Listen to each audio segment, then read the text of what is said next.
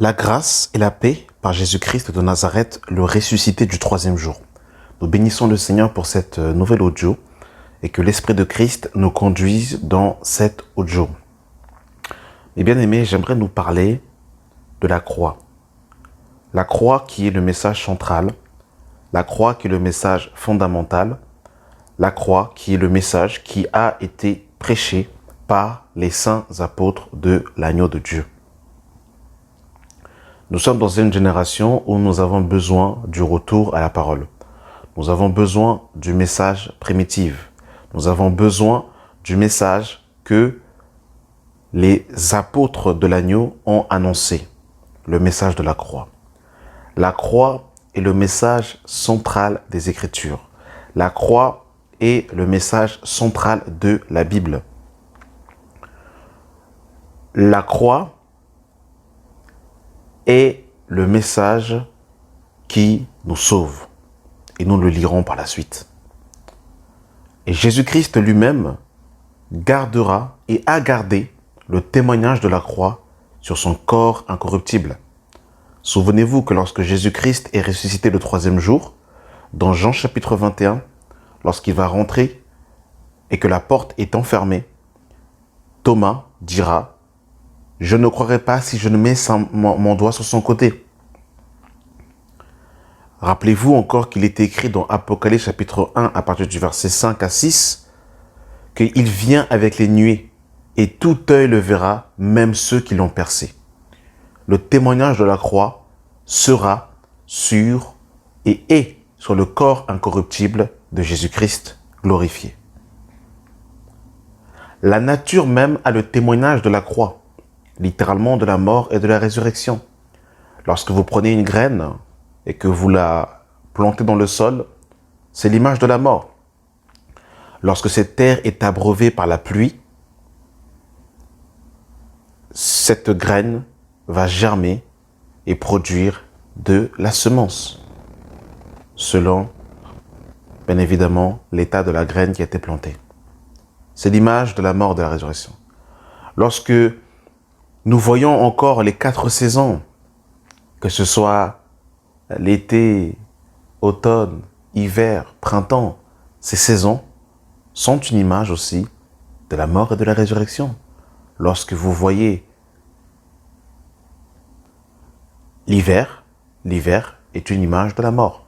Lorsque vous voyez l'automne et que vous voyez l'été, c'est une image de l'ensevelissement et la résurrection.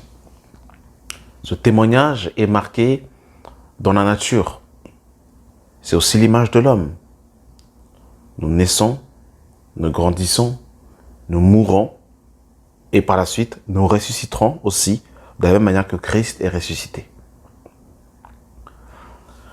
La croix, c'est le message central. La première prophétie qui a été donnée dans les Écritures, dans le livre de Genèse chapitre 3, le verset 15, il est écrit, mes bien-aimés dans le Seigneur dira au serpent, « Je mettrai inimitié entre toi et la femme, entre ta postérité et sa postérité. Celle-ci t'écrasera la tête et tu lui blesseras le talon. » Nous voyons par là clairement le témoignage que la postérité de la femme, littéralement Yeshua, Christ, devait écraser la tête du serpent. Et effectivement, le serpent a été écrasé, la tête du serpent a été écrasée à la croix de Golgotha. L'apôtre Pierre nous dira dans le livre de 1 Pierre, chapitre 1, à partir du verset 18. « Sachant que ce n'est pas par des choses périssables, par de l'argent ou de l'or, que vous avez été rachetés de la vaine manière de vivre que vous avez hérité de vos pères, mais par le sang précieux de Christ, comme un agneau sans défaut et sans tache, prédestiné avant la fondation du monde. » Amen. La croix. Voilà, mes bien-aimés dans le Seigneur, le message qu'il faut prêcher. La croix, mes bien-aimés dans le Seigneur, c'est un packaging. Toute la doctrine de Christ est comprise dans le message de la croix. À la croix, il s'est passé tellement de choses, mes bien-aimés dans le Seigneur. À la croix, selon Romains chapitre 6, notre vieil homme a été crucifié. À la croix, mes bien-aimés dans le Seigneur, nous avons été crucifiés avec Christ. À la croix, mes bien-aimés dans le Seigneur, nous avons été réconciliés avec le Père.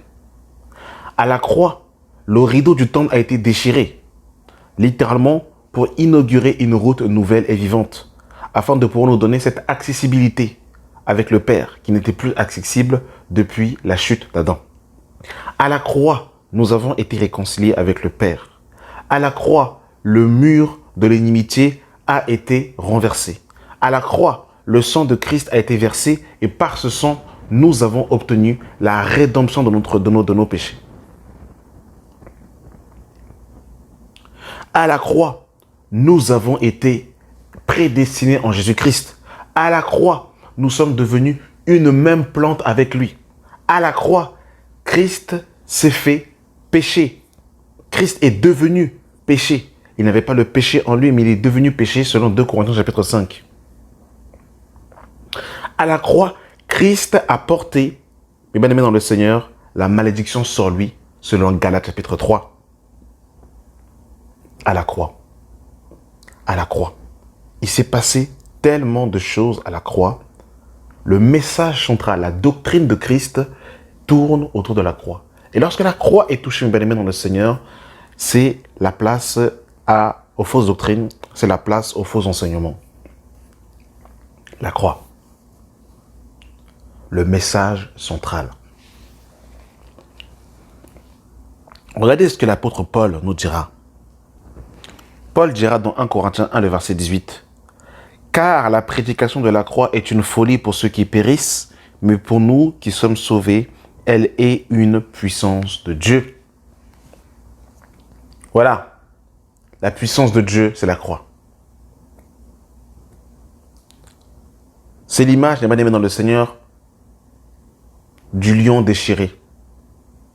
Du fort est sorti ce qui est doux. La divinité s'est revêtue de l'humanité. La croix. C'est par là, mes bien-aimés dans le Seigneur, que nous sommes sauvés. C'est par là que nous sommes délivrés. C'est par là, mes bien-aimés dans le Seigneur, que nous sommes morts à notre vie passée. La croix, c'est la repentance. La croix, c'est le renoncement aux œuvres mortes. La croix, c'est la mort par rapport à nous-mêmes et cette nouveauté de vie. La croix, mes bien-aimés dans le Seigneur, c'est le détournement de soi-même. La croix, mes bien-aimés dans le Seigneur, c'est le carrefour central qui, justement, nous place devant le Seigneur. Paul dira dans 2 Corinthiens chapitre 2, le verset 2, « Car je n'ai pas eu la pensée de savoir parmi vous autre chose que Jésus-Christ et Jésus-Christ crucifié. » Voilà le message, mes bien-aimés dans le Seigneur, que les apôtres ont prêché. Où est ce message? Où est ce message? Ce message, mes bien-aimés dans le Seigneur, que les apôtres ont prêché.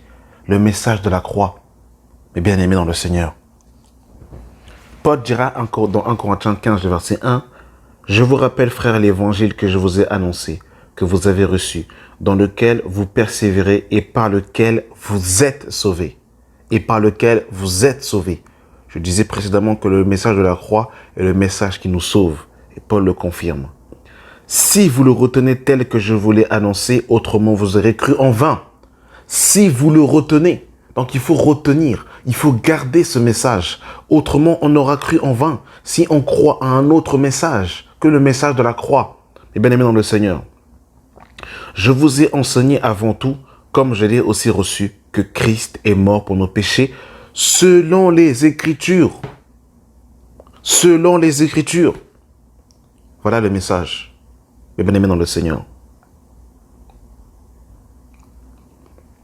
Je vous ai enseigné, avant tout, comme je l'ai aussi reçu, que Christ est mort pour nos péchés, selon les Écritures, qu'il a été enseveli et qu'il est ressuscité le 3e jour, selon les Écritures. Verset 11 de 1 Corinthiens 15. Ainsi donc, que ce soit moi, que ce soit eux, voilà ce que nous prêchons et c'est ce que vous avez cru. La croix.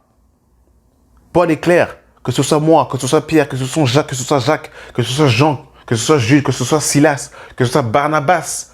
Voilà le message que nous prêchons. Ils prêchaient le message de la croix. Et nous allons le voir dans Actes des Apôtres. Lorsque nous regardons le discours de l'apôtre Pierre, dans Acte 2, vous allez voir que Pierre va annoncer, mes bien-aimés dans le Seigneur, la mort et la résurrection de Christ. Dans Acte 2, le verset 22, il est écrit « Hommes israélites, écoutez ces paroles. Jésus-Christ, cet homme que Dieu a rendu témoignage devant vous par les miracles, les prodiges et les signes qu'il a opérés par lui au milieu de vous, comme vous le savez vous-même, cet homme livré selon le dessein arrêté et selon la préscience de Dieu, vous l'avez crucifié, vous l'avez fait mourir par la main des impies. Dieu l'a ressuscité en le délivrant des liens de la mort, parce qu'il n'est pas possible qu'il fût retenu par elle. Car David dit en lui, « Je voyais constamment le Seigneur devant moi, parce qu'il est ma droite, afin que je ne sois point ébranlé. Aussi mon cœur est dans la joie, et ma langue dans l'allégresse. Et même dans ma chair reposera avec espérance, car tu n'abandonneras pas mon âme dans le séjour des morts, et tu ne permettras pas que ton sein voie la corruption.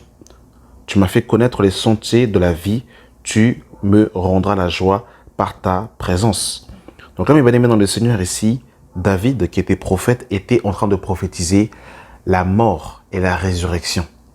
Voilà, mes bien-aimés dans le Seigneur, cette prédication que Pierre va donner, qui par la suite va toucher plus de 3000 âmes. C'était le message de la mort et de la résurrection. Voilà le message que Pierre, mes bien-aimés dans le Seigneur, va prêcher. Regardez, nous sommes dans Acte 4 à partir du verset 1. Tandis que Pierre et Jean parlaient au peuple, survinrent les sacrificateurs, le commandant du temple et les sadducéens, mécontents de ce qu'ils enseignaient le peuple et annonçaient en la personne de Jésus la résurrection des morts. Ils mirent les mains sur eux et les jetèrent en prison jusqu'au lendemain, car c'était déjà le soir. Cependant, beaucoup de ceux qui avaient entendu la parole crurent, et le nombre des hommes s'éleva à environ 5000. Vous vous rendez compte, mes bien-aimés dans le Seigneur, la résurrection. Voilà encore le message que les apôtres vont prêcher. Nous continuons, mes bien-aimés dans le Seigneur. Lorsque nous lisons Acte 13, nous n'allons pas tout lire, mais je vais brosser. Lorsque Paul, et Barnabas vont recevoir l'imposition des mains dans Acte 13 et qu'ils vont justement commencer à faire leur voyage missionnaire pour l'évangile, mes bien-aimés dans le Seigneur, quel est le message que l'apôtre Paul a prêché lorsqu'il est rentré dans la synagogue? Quand Paul est rentré dans la synagogue, donc Acte 13, verset 13, Paul et ses compagnons s'étant embarqués à Paphos se rendirent à Berge, en Pamphylie. Jean se sépara d'eux et retourna à Jérusalem. De Perge, ils poursuivirent leur route et arrivèrent à Antioche de Pisidie.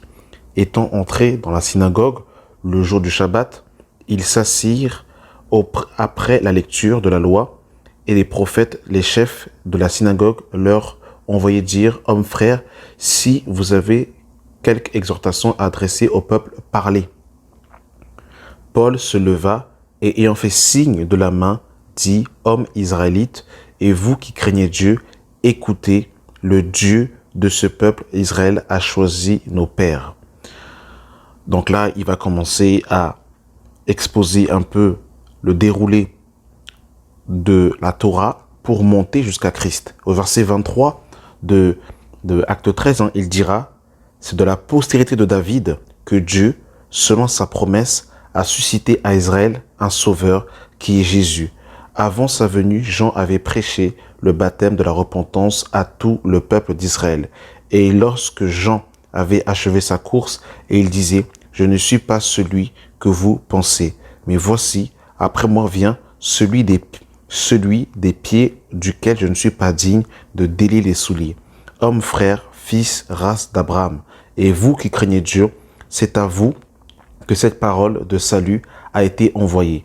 Car les habitants de Jérusalem et leurs chefs ont méconnu Jésus et l'ont condamné, et ont accompli les paroles des prophètes qui se lient chaque sabbat. Quoiqu'ils ne trouvaient en lui rien qui fût digne de mort, ils ont demandé à Pilate de le faire mourir. Et après eux s'accomplit tout ce qui est écrit de lui. Ils le descendirent de la croix et le déposèrent dans un sépulcre. Mais Dieu l'a ressuscité des morts. Il est apparu pendant plusieurs jours à ceux qui étaient montés avec lui de Galilée à Jérusalem et qui sont maintenant ses témoins auprès du peuple. Vous avez vu, mes bien-aimés dans le Seigneur, la mort et la résurrection. Voilà, mes bien-aimés dans le Seigneur, le message que les apôtres ont prêché. Ils ont prêché le message de la croix. Oui, mes bien-aimés dans le Seigneur, c'était le message qu'ils ont prêché. Quand nous continuons encore dans la lecture, mes bien-aimés, dans le livre de Actes, chapitre 13, Acte 17, à partir du verset 1, Paul et Silas passèrent par Amphilochie et Apollonie. Ils arrivèrent à Thessalonique où les Juifs avaient une synagogue. Paul y entra selon sa coutume pendant 3 sabbats. Il discuta avec eux d'après les Écritures, expliquant et établissant que le Christ souffrirait et ressuscite des morts. Et Jésus, que je vous annonce, disait-il, c'est lui qui est le Christ. Voilà, mes bien-aimés dans le Seigneur, le message que les apôtres ont prêché. Ils ont prêché la croix, la mort, l'ensevelissement et la résurrection. C'est ce message que les apôtres ont prêché, mes bien-aimés dans le Seigneur, dans lequel nous devons aussi prêcher. Que Dieu nous vienne en aide. Dans Acte 17, toujours à partir du verset 16, quand Paul va arriver à Athènes, qu'est-ce qui va se passer? Comme Paul les attendait à Athènes, il sentait au-dedans de lui son esprit s'irriter à la vue de cette ville pleine d'idoles. Il s'entretenait donc dans la synagogue avec les Juifs et les hommes craignant Dieu, et sur la place publique, chaque jour, avec ceux qu'il reconnaissait, chaque philosophe épicurien et stoïcien se mirent à lui dire, et les uns disaient, que veut dire ce discours? D'autres l'entendaient annoncer Jésus et la résurrection. Disaient, il semble qu'il annonce des divinités étrangères. Alors ils le prirent et l'amenèrent à l'aéropage en disant, pourrions-nous savoir quelle est cette nouvelle doctrine que tu enseignes? Car tu nous fais entendre des choses étranges. Nous voudrons donc savoir ce que cela peut être. Or, tous les épicuriens et les étrangers demeurant à Athènes ne passaient leur temps qu'à dire ou à écouter des nouvelles.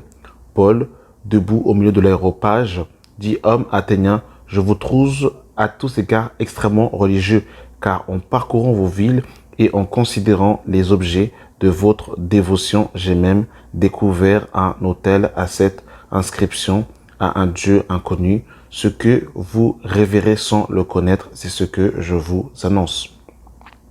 Et qu'est-ce que Paul disait? Eh bien, c'est simple.